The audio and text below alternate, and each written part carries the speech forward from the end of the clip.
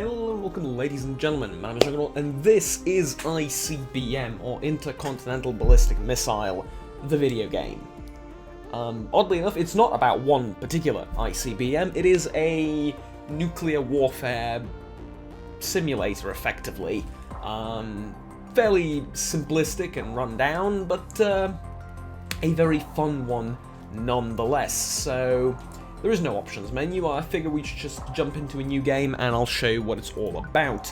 I mean, this is the options menu, so there's really not that much. You can edit hotkeys though, which is fairly important, depending on the game speed you choose to play at. But for now, let's jump into a game and, well, let me begin with this. The game is very, very fun. It's, you know, for what it is, I think it's a great successor to DEF CON.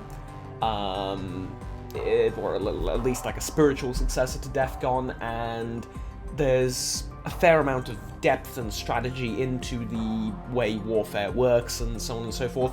I do wish there were different, or rather more, units and weapons and stuff, that the whole system was a little bit more expanded, perhaps. And I do wish that there were some more options when it comes to setting up games, but we'll get into that slowly, and I'll explain everything in a relatively short amount of time, I believe. So let's set up a game. I'm going to go with survival. I mean, these are different but not that different. I'm going to play it normal, and let's set up a little 2v2, okay? So, we don't want West Asia, we don't want Africa, we don't want the Pacific, let's have East Asia, Russia, Europe, and North America, and we'll play it as a 2v2. Now, if we go over into Advanced Start, these are the technologies that you have in the game. You can disable some of them if you want, so we can, like, disable aircraft, for example, or whatever.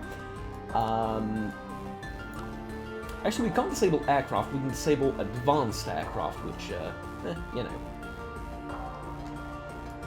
Anyways, let's get into it. So we can enable diplomacy, but the problem is we can also start in an alliance. All players will start as a member of one alliance, with radar sharing and nuclear assets sharing turned on. Which, see the problem? So, like I said, the game's very, very fun. It's a great success to DEF CON. It works, it's entertaining, there's quite a lot of replayability. You can play in like a sort of chaotic 8v8, you can play on a couple of different maps. There's different ways to go about eliminating your enemies through ICBMs, through aircraft, through bombers, through more older traditional, like, nuclear bombs, or, you know, proper expensive projectiles, so on and so forth. Loads of different things, but it just seems to be lacking a little bit more customizability, a little bit more refinement. Currently, at least, mind you, it is the release day of it. Well, at least when I'm recording it is. So, you know, hopefully these things will come in the future. But for now, it leaves a little bit of a sour aftertaste, let's say. So I can't actually, at least not that I can see, change who I'm going to be allied with. You might think, well, you can change the colour. No. No, you can't. And even if you change the colour, it changes back when you click on something else. It's not that it matters that much, but it's a little bit annoying. In multiplayer, oddly enough, you can change all of this. Like, you can set the alliance thing. Single player, you can't. I don't know, man. Alright, anyways. What also I would have liked to see, and this is highly, highly personal and like very specific to me, I would have loved to see some sort of hot game. It's a real-time, or at least a tactical strategy game. It isn't exactly the greatest for it, or anything like that, but it would have been nice, especially considering that there's a button, which is very, very relevant button, slow down time button as well, which is very relevant. Alright, turns out this started everyone on the same team. Well, I mean, there's a way to fix that. We can just kick North America and Europe out. Alliance broken. And then kick Europe out. Oh no, that one was rejected. Let's try it again. No, that one was rejected.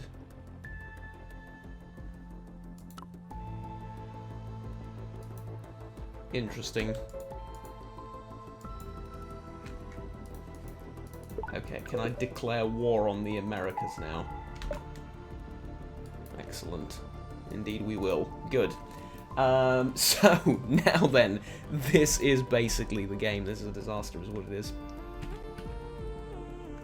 Hello and welcome, ladies and gentlemen. My name is Juggernaut, and this is Intercontinental Ballistic Missile, or ICBM, the video game. Oddly enough, not based around one particular ICBM, or necessarily just ICBMs in general.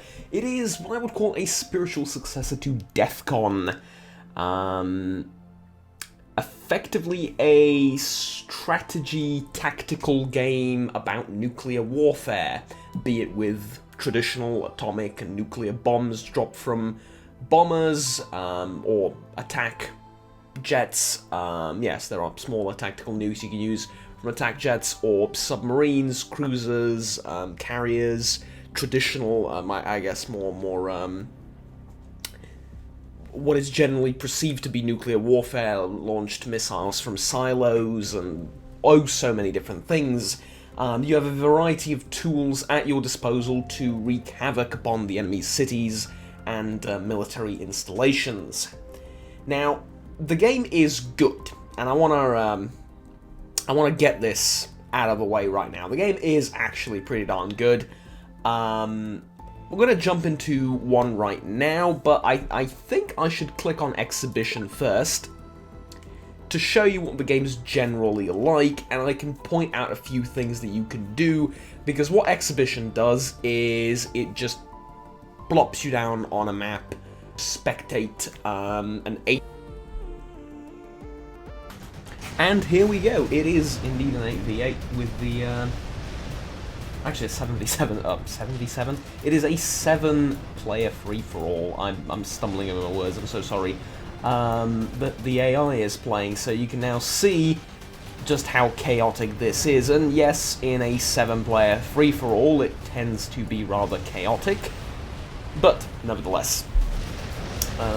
Russia obviously getting ahead, along with Europe, and the rest of the world is lagging far behind score-wise, though getting ahead, looking at this map, is, I don't think, something we can reliably say, but anyways.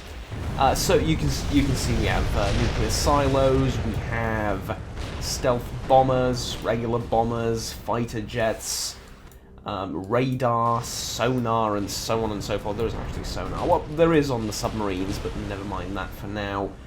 We have over-the-horizon radar, traditional radar sites, more, I guess, older radar sites, SAM installations, mobile SAM installations, mobile ICBM launchers, carriers, cruisers, destroyers, submarines, and so on and so on, all with one express purpose of bringing as much destruction to the enemy as physically possible. Can't help but question this positioning of SAM sites here in the middle of Siberia with no chance in hell of ever hitting anything, but hey, never mind.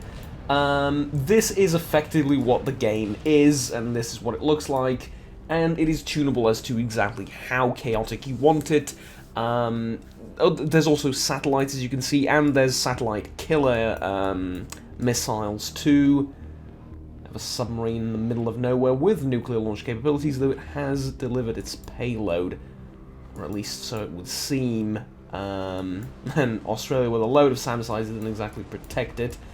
It is a very, very fun game due to all the different little pieces of equipment that you can manipulate and send to your enemies. And you can actually create like little fun stories and scenarios of, well, you know, my capital's in ruins and everything, but there is Red October down here, you know. Well, actually, this is a South Asian submarine, but, you know, you get the point. You can create stories like that. I do have a nuclear submarine in the middle of nowhere heading towards the enemy's capital, and, you know, I'm planning a vengeance strike and stuff like that. There are those cool little things you can create if you aren't playing a 7v7 and are just enjoying this chaos. But to me, the game actually begins to get a lot more interesting when you've upgraded all the different things, because there is a production and a technology tab. We're going to get into all of this in a bit. It is a fairly complex game to some extent, though the entire warfare system is rather mainstreamed, of course. Nowhere near as complex as something like Command Modern Operations, but, you know, there is a lot to cover. To me, the game begins after the nuclear holocaust of, like, 90% global pollution, right? Because right now, Europe doesn't have anything, right? Now, Europe is scrambling to put together a nuke, or I don't know, a missile silo, perhaps, and build it somewhere, and just to be able to eke out a few more points. I think Rostov-on-Don hasn't been hit yet at all, or Volgograd either. I believe formerly known as Stalingrad. Anyways, I think these haven't been hit at all, and they might try and hit these two, for example, to get some more points and try and climb back up. But now it appears that Africa is the one that's going to win this war, or at least is winning for now. Like, again, winning being a relative term, though Russia does have 2 full fleets with little to no warheads. They do have some warheads in the carrier here, I think. But those are usually minor warheads, so I don't know. We'll see. They can hit Denver and Anchorage from there, which should give them a fair bit of points. They do have another fleet here as well. Jesus. All right. Well, they're gonna wipe out all of America most likely. So yeah, you can play this multiplayer. You can play this single player against the AI. It is a very fun game.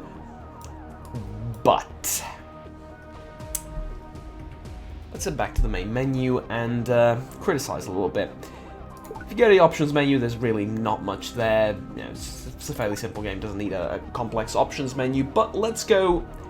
I'm going to focus on single player for now. In multiplayer, mind you, some of the issues that I'm going to talk about, customizability of the game and of the I kind of want to say campaign, but of the scenario that you're going to play, are addressed, because you actually get more customization options in the multiplayer, even if you play against the AI and just set up a multiplayer game where, you know, nobody can join, then if you just click new game, which is a little bit weird. Mind you, I'm recording this on the day it was released. Maybe some of these things get fixed in the next few days. I hope so. But anyways, let's go to the new game, and let's set up, for example, a 2v2.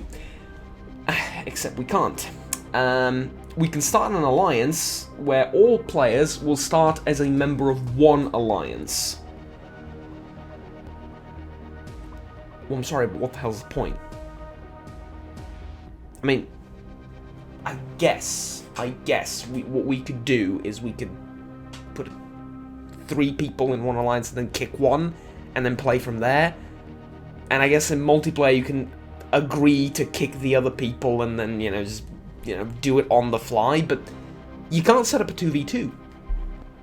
Not yet, not from what I can see. What you can do, however, is distribute your points to start with various things. So, you, for example, maybe you don't want to start with a carrier for some reason and want to start with an extra few radar sites, or maybe you want to start with a technology like cruise missiles and space radar, and then, you know, trade that off for something, and so on and so forth. That's very good.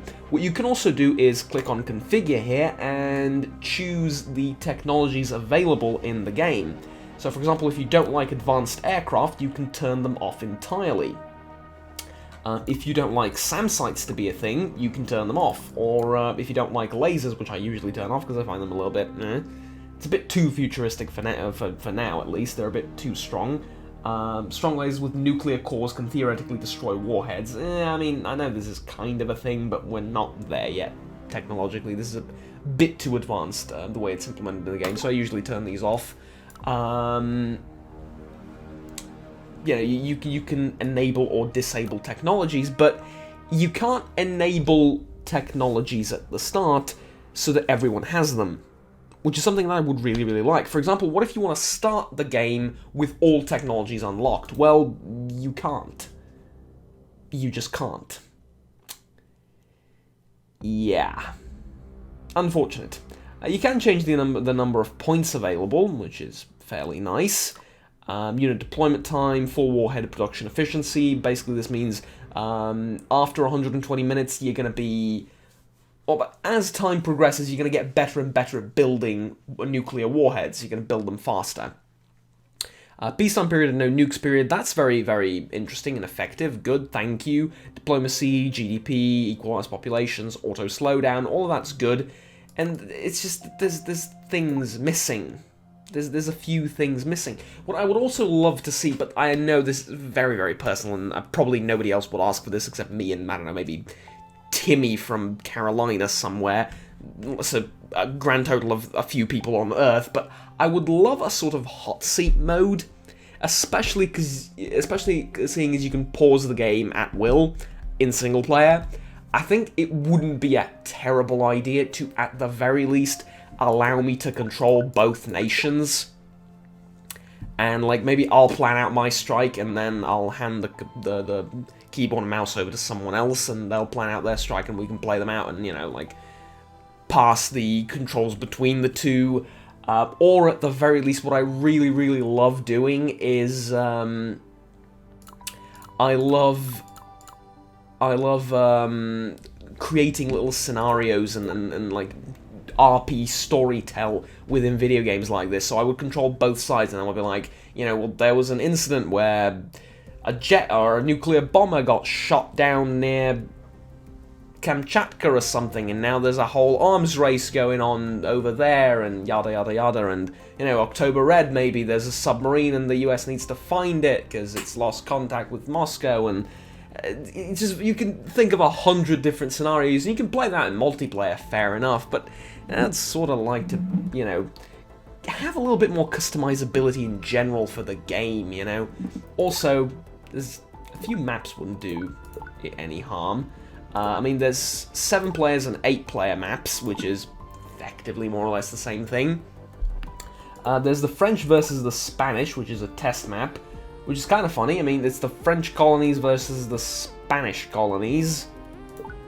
I do find this somewhat entertaining, that, you know, given the, you know, nuclear warfare in the colonial era. Okay, fine. There's Earth 8 players. There's a Cuban Missile Crisis, which is quite interesting, and just isn't done all that well. Because the non-communist, or really this should be the non-aligned factions, have nuclear weapons. Well, they don't exactly. They don't start with them, but they can build them just as well as anyone else. And perhaps more interestingly, they can join the USSR or the NATO bloc. And there's also communist, which is just China and Yugoslavia for some reason. This was never a thing. I mean, Yugoslavia should be in the non-aligned faction as far as I'm concerned. That's not the point at all. The point being, it's just like, it's a little bit weird, because what they end up doing is nothing for the first 20 or so minutes in this scenario, and I've played through it like 3 times, and then they just declare war on whoever's the survivor, and either die or win. It's they're backstabbing, I guess. Anyways. It's a fun idea, but it just doesn't seem executed all that well. Though I do like how Cuba is the main focus of this, and the Cuban Missile Crisis, because the USSR have launch capabilities from there, and the first thing they do, yeah, New York's gone, Washington's gone, Denver's most likely gone, Texas, Florida, all of that's just gone. And obviously Havana gets nuked to oblivion, because, you know, retaliation, of course. And then the game sort of dies down a little bit, but anyways. It is a fun scenario, but I would like to see more of these, especially for a full-price game like this. It seems a little bit bare bones, dare I say it. But anyways, for now, let's jump into the game and actually show you what it's like. We're gonna be playing as Europe, I guess. We're gonna play on normal. You can also edit the way scoring works, but I don't really care all that much, to be honest with you. I'm much more interested in actual game than how I'm going to be scored. And here we go. That was surprisingly short. So, the game starts off paused, and let's deploy. So, for example, we're going to deploy our radars here, here, and here. If the US decides to go this way and get to Europe somehow through, you know, this route, then more power to them. I have no intention of stopping them. It's going to take them way too long. So this is going to be the sort of area of engagement, I suppose. And I'm going to put... I'm going to put an air base in Iceland up here. Yes, I will, but instead of up there, I'll put the carrier, submarine, and destroyers over here. Yes. Now, research, as you can see, it has various times, and you have to research pretty much everything that you want to use. So I think I'm going to start with SAM sites, and this is the sort of allocation bar. Currently it's at 50-50, and it's going to remain there probably for a while. I don't need any of these. I don't need any of these. I think I need a carrier more than anything else. Yeah, let's get another carrier going. You can also spy on the enemy, but it's exclusively passive. You can turn off spying if you want, but there isn't any active element to this. You just either spy on the enemy by default or you don't. That's the thing. Also, so this bar basically affects how quickly either of these two things is going to run down. So currently at 50-50, it's, you know, there's no bonuses either way. But if we turn it to like 75% construction, 25% science, this is going to take 25% more time to research. This is going to take 25% time less to build. Fairly straightforward, right? Fairly straightforward. Alright, let's leave it at that. And let's play the game, basically. Alright, I just want to turn on radar coverage for absolutely everything. And play. Obviously, there are the speed settings as well. I'm going to play at speed 2 for now, and let's send our carrier fleet over to the Americas and see what sort of damage they can do. So the enemy carrier is over there. I kind of would like to intercept that because of the airbase. And I think if I can destroy their carrier, I think that's going to be extremely beneficial for us. Also, let's arm the attack bombers with regular nuclear bombs. You can see the amount of points that you're going to get from hitting various cities with these smaller weapons. Obviously, it's not a lot. They're just somewhere it tells you exactly their properties, but they don't do a lot of damage. However, they are a means of getting points, especially in the early game. What I do want to do is I want to send a single fighter over there. See if I can't make contact with the American fleet, and indeed, there it is.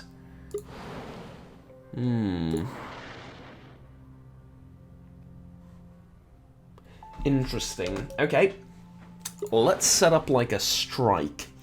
So 1, 2, 3, 4, 5, 6, 7, 8 fighters and 5 bombers. What that's going to do is try again. Is it's going to slowly launch fighters and whatnot.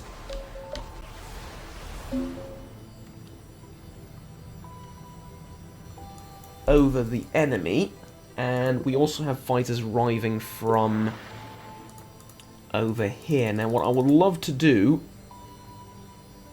I sent them off on the.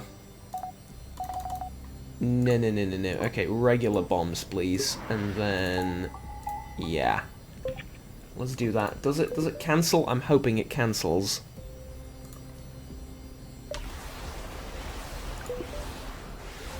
Indeed it does, okay. So this is what I want to do, right? A brutal strike immediately on the American carrier group. Take out the destroyers, but most importantly, try and take out the carrier, which has a stupid amount of aircraft on it, as you're about to see my own carriers coming in. Obviously, we can replenish the aircraft after our second carrier is built. It's going to be automatically added to the queue, and there is quite a lot to replenish. But that's fine. Do we have any... I mean, I guess I can send the regular fighters over in case something pops up. Okay, what does it say? Enemy destroyer of CPU America detected. Okay, so we found the destroyer. The carrier is on 50% health. And they've relayed the last known position. We've also discovered that again. They're launching fighters. Though I think I've managed to knock out most of the fighters. Problem of range is now going to become a thing, but we can chase them. Though obviously the airbase over here is going to be a little bit less effective at the entire procedure. Okay, I think we've won this though. I mean, we've definitely destroyed several of their ships. And we've damaged their carrier. Is going to have to return for repairs now. Their destroyer is also ever so slightly damaged, and we'll have to we'll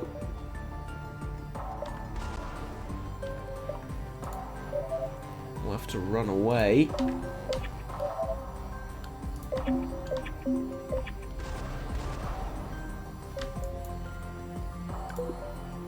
Good.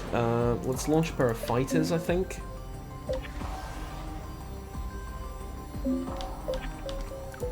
Yeah.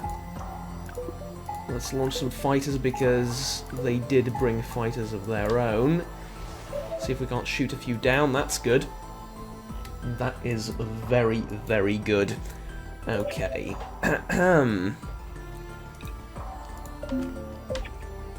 Obviously, auto-pause being a little bit annoying here, but that's fine. I don't mind much. If it wasn't for the carrier, I could launch strikes as deep as, like, New York and stuff. Though I don't know where the enemy air defenses are, but I imagine they don't have much in the way of air defenses over on the continent yet. Though I don't want to tempt fate and fly above their carrier. For now, let's be a little bit more conservative. We've inflicted some serious damage on them, and we know that they are building an airbase and researching SAM sites, which is exactly the exact same thing we're doing, except our airbase is a little bit more mobile. Also a little bit less prone to being destroyed, because, well, you know, you can't exactly move this. Once I've figured out where it is, I can hit it over and over again with a variety of weapons, and the most effective at destroying these, in my modest opinion, seem to be cruise missiles and long-range ICBMs. So you can also have strike plans, and you can name them like Omega, for example. That's fun. Except they're not that useful. I find it's way better to just do it yourself.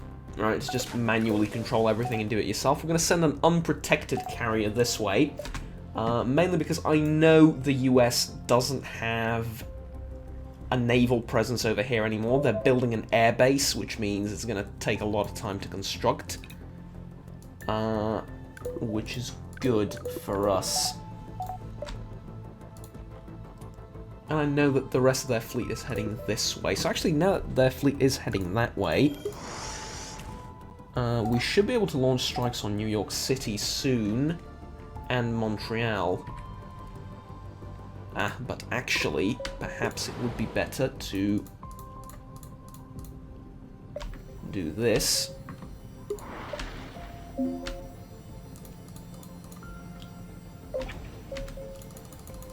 And then this. Because we have indeed found the enemy. They are rebuilding. Or attempting to rebuild. They don't have much in the way of aircraft. I think these are coming from somewhere over here based on their flight trajectory. So that's interesting. Yeah, definitely. Definitely from somewhere over here, though the destroyers are going to be vital here, because they do have anti-air capabilities. But I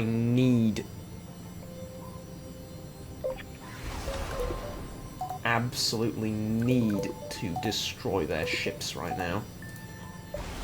If I stand any chance in hell of winning the war currently.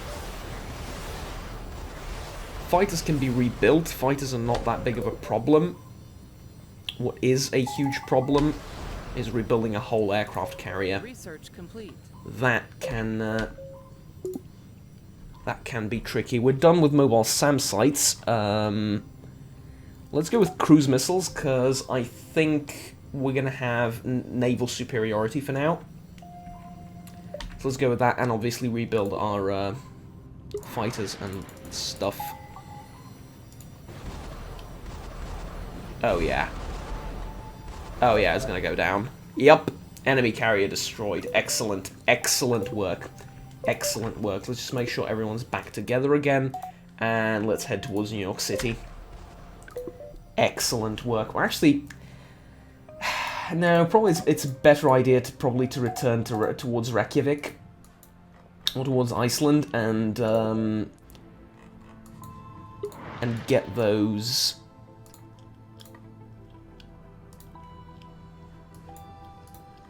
Get those fighters and bombers back up, since we do have more aircraft here coming. I do want to send a few bombs their way, though, see how they respond, if they have an airbase somewhere nearby. They might not. I might have been wrong.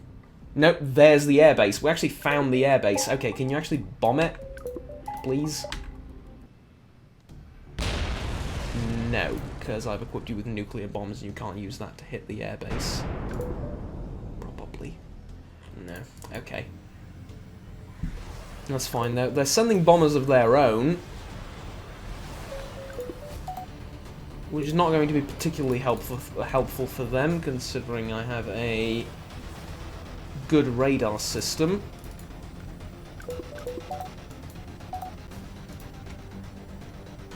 What's quite interesting to me is that you can actually send fighters beyond their operational range. So, for example, they have no chance of making it over here. They're just going to crash along the way. But you can send them to here, for example, with, you know, obviously they're not going to be able to return because they're not going to have enough fuel, but you can send them up at extreme ranges if there is, like, a, you know, a desperate need to shoot something down or whatever. Find that quite amusing, but anyways, be that as it may, we are rebuilding our stuff here. And I think I'm going to build, like, a pair of SAM sites, maybe. Air wings replenished. Thinking that will be quite useful. And, alright. Let's keep on moving. Enemy bomber detected. Oh god, no, no, no, no, no, no, no. We can't have that. Move to intercept, please. Ooh, there's all sorts of bombers here. Mind you, these aren't exactly cheap or easy to build. Yeah, that was foolish. Mind you, I did a similar thing, so I get it. We have 11 points now. What I do really like is that if you mouse over the opponent, you can see what's visible and what's hidden and what's in reserve, if you know for sure. I think that is quite interesting, and that is the entire US bomber group just gone. Soon I will be in striking distance of this airbase up here in Canada. Very important that we take that out. Mind you, we only have 2 nuclear warheads for now. We might want to do something about that. What do we do now? Range torpedoes, improve along this radar, satellite, space radar. Tell you what, let's go with MRBMs, I think. I think we're going to go with MRBMs and then try and rush for silos and proper old-fashioned ICBMs. Put them somewhere in the UK or in Spain, and we can launch from there and hit pretty much the entirety of the East Coast from there, I'm guessing. Construction finished. We do have stuff, so I'm going to defend the airbase up here.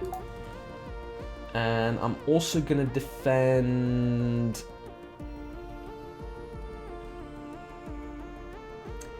I'm going to defend Dublin and the UK, because I have a radar installation there. I probably want to defend Scandinavia too eventually, but we'll get to that. For now, though, give me a radar site and a SAM site, and I'll focus on defending Scandinavia. Is my mouse starting to double-click again? It better not. I paid a fortune for it just to not have that be a thing. Anyways. Could be just the game or the sensitivity. Do we have the aircraft required? No, not yet. Let's cancel these. Build them later in the queue. And instead let's rebuild the aircraft that we need. Also the warheads, hopefully. I think I just have 2. That's not entirely great. Yeah, let's rebuild those as well. Good. Now, nukes. 1, 2, 3, 4, 5, 6 ought to do it, I think. Especially given the fact that they won't see this coming. They do have a SAM site, but that is nowhere near enough to stop the onslaught of aircraft coming. And even though we're going to lose some, actually I haven't lost that many at all. Their airbase is destroyed, and honestly, it's too early to call now, but I think we've won. It's hit New York twice, and then...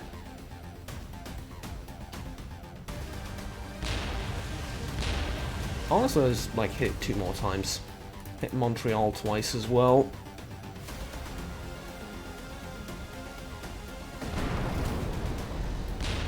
Excellent, excellent. 1, 2, 3, 4 times in Toronto.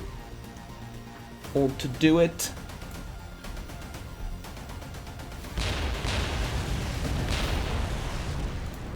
I mean, just beautiful. Did I lose an aircraft there? Very possibly might have lost an aircraft or something. Oh well. Not much that can be done about that right now. This fleet isn't at full strength, but it is what it is. Let's get it back on back to where it's supposed to be, and put radar coverage up here just in case they try and hit from the Arctic. This is Antarctic. This is Arctic, right? Yeah, I think so. Good. Anyways, so this is what the game is basically about. You upgrade technologies. I kind of want to show you some of the later stuff, which is why it's taking this long. Because the advanced warheads and the mobile SAMs and the advanced SAMs and the MIV and MARV warheads and stuff are very, very interesting. Actually, there are no MARV warheads. Yeah, there's these, but there's 2 types of MIV warheads and so on and so forth. It's really, really, really good. When you get into it later, there's like a ballistic shield you can put up as well. It gets more and more complicated, but again, there are some things lacking as well, so, you know. I'm kind of hoping that they add the sort of customization options that I oh so covet soon, but, you know, even if they don't, I do think it's a good game and it's worth your attention and worth your money, honestly. It really, really does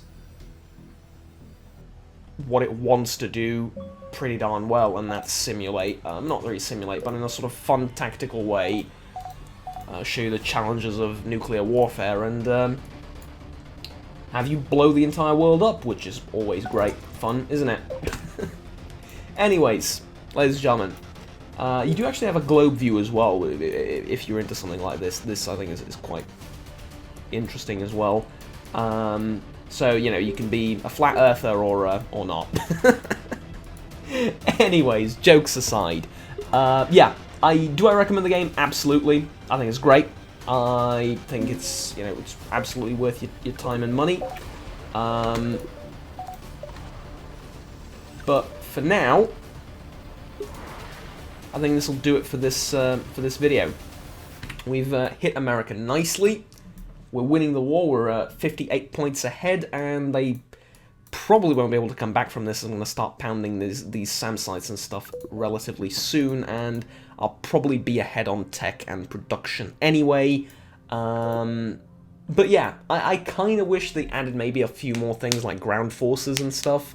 I understand that, you know, the entire scenario is like 30 minutes so far, so, you know, in 30 minutes you can't exactly mobilize the Red Army to take over Paris, but, you know, might be interesting to have, like, some more elements on the ground, other than just mobile SAM sites, maybe, like, you know, artillery or something would be kind of cool, more conventional means of destroying military targets that are not nuclear, like longer range cruise missiles and stuff that aren't just launched from destroyers, but, you know, maybe from bombers and stuff.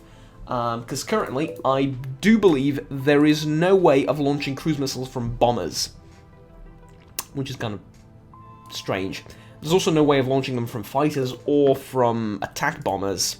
The best way, or the best that you get, really, are advanced ASMs.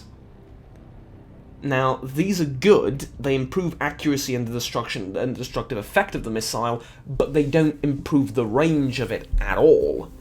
And I think long-range cruise missiles would be a very interesting thing to have, because cruise missiles in this game aren't that great. I mean, this is the range of the cruise missile on the destroyer, right?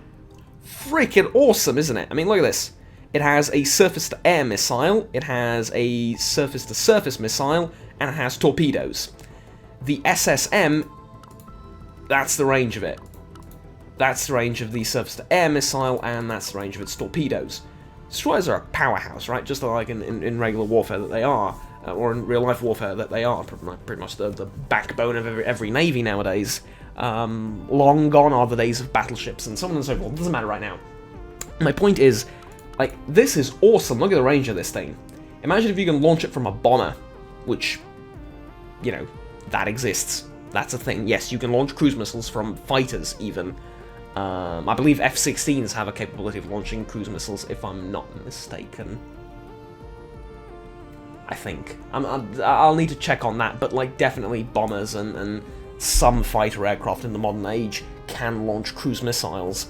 And the range of these things, like, in the game, is freaking amazing. It's 400, and then I think if you upgrade it, I do want to check on this, I'm not sure. I'm not sure if this increases the range of it, probably not. Substantially increase the speed and the range of the surface-to-surface missile, yeah.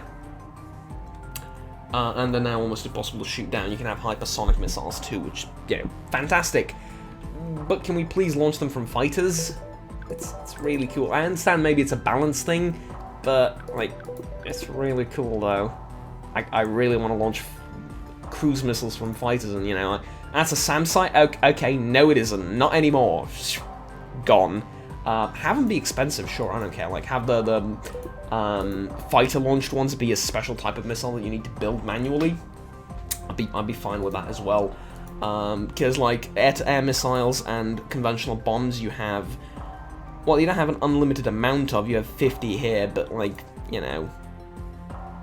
Actually, no, you don't have 50. You don't build them manually, do you? No, you have an unlimited amount, it's just that the bomber can carry 50 with it. Yeah. It's a pretty darn nasty thing. Anyways, I think that's going to be it for this video for now. It's a fun game. It's a really, really fun game. I recommend it if you're interested in a spiritual successor to Death Con that's, like, actually amazing, and works really, really well. But I do wish that there were some more options in the customizability of the games and everything. If you have people to play with online, I think it's going to be probably the best for you, and the most fun to do it that way. But you know, if not, still, it's worth your time, money, and attention, in my modest opinion. For now, though, thank you very much for watching. My name is Juggernaut. For the price, ultimately, I do recommend it if something like this interests you, and if you see yourself maybe replaying it over and over again. The games do take quite a while, though, which is a good thing. I mean, even if I cover all of the United States in just nuclear fallout and all sorts of nasty warheads, they still have a chance to fight back. Because, you know, stuff like this isn't dependent on the GDP of Denver exactly. I keep mentioning Denver for some reason. It's an interesting point, right? Because, like, you know, it sort of divides the US into East and West, at least here, in terms of striking distances from carriers and stuff from one side or the other. And that's the only reason. But yeah, anyways, it's like, it's you know.